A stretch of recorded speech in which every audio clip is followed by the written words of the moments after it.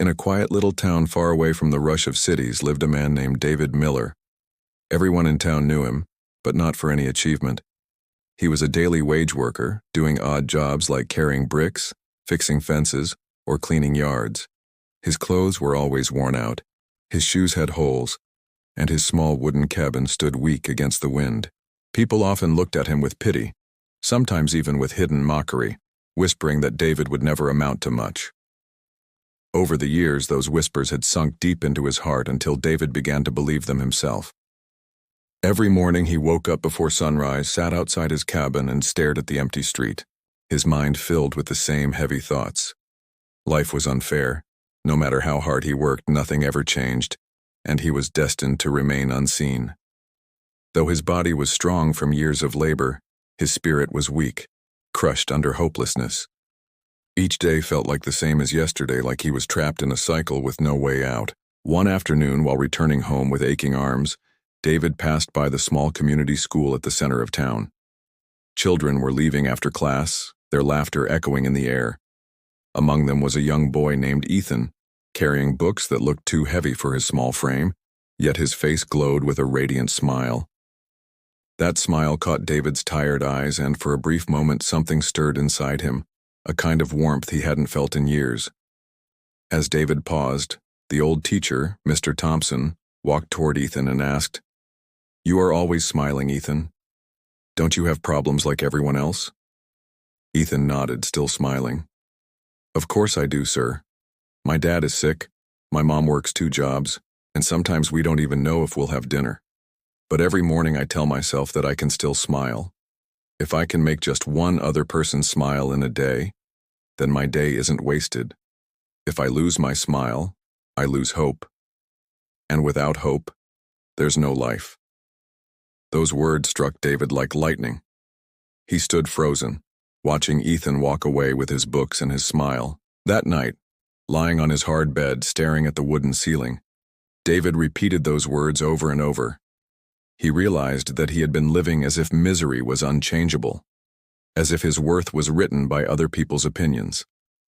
But what if, like Ethan, he could choose to think differently? What if he could wake up and decide the day could be better?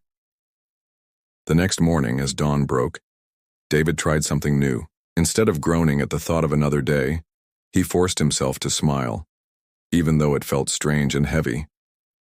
He looked at his reflection in a cracked mirror and whispered, "Today will be a good day." It felt awkward, almost foolish, but it was a beginning.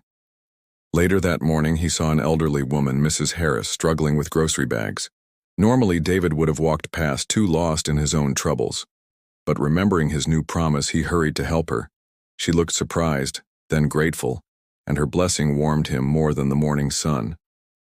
Later that week, a boy cried because his kite was stuck in a tree. David climbed up, fetched it, and handed it back. The boy's laughter rang in his ears, and for the first time in years, David felt joy that had nothing to do with money or approval. Days turned into weeks, and David began to live differently. Every morning he greeted people with a smile, even those who had once mocked him. At first, they were suspicious. "What's gotten into David?" they whispered. But slowly, their doubt faded. His smile was genuine, his kindness real. When he carried heavy sacks in the market, he did it with cheerful words. When he passed children playing, he encouraged them. When his neighbor Mr. Parker fell ill, David visited and helped with chores. His income did not magically increase overnight, but something far greater began to change. His reputation, his relationships, and his heart.